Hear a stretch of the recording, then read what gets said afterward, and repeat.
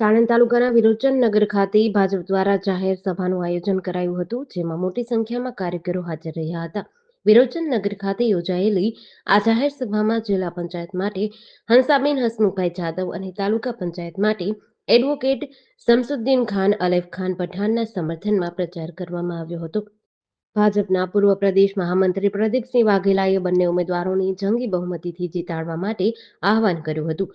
સાણંદ બાવળાના ધારાસભ્ય કનુભાઈ પટેલે પણ બંને ઉમેદવારોની જીતનો વિશ્વાસ વ્યક્ત કર્યો હતો.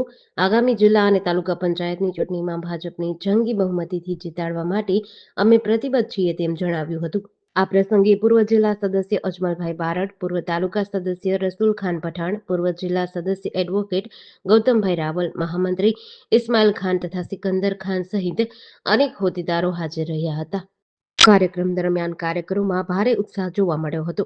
આજે વિરોચનનગર જિલ્લા પંચાયત સીટના ભારતીય જનતા પાર્ટીના ઉમેદવાર હંસાબેન હસમુખભાઈ જાદવ અને તાલુકા પંચાયત સીટના ઉમેદવાર શમસુદ્દીનભાઈના પ્રચાર અર્થે આવવાનું થયું.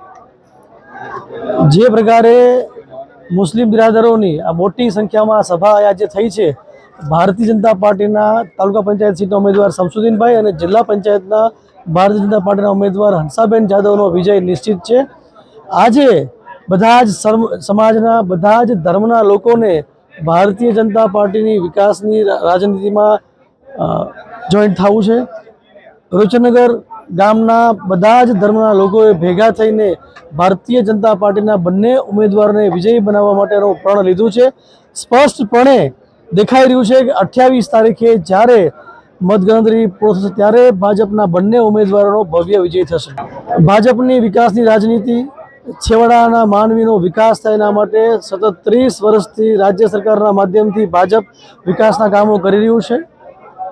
જે પણ વિકાસના કાર્યો થયા છે એ ભારતીય જનતા પાર્ટીના શાસનમાં થયા છે.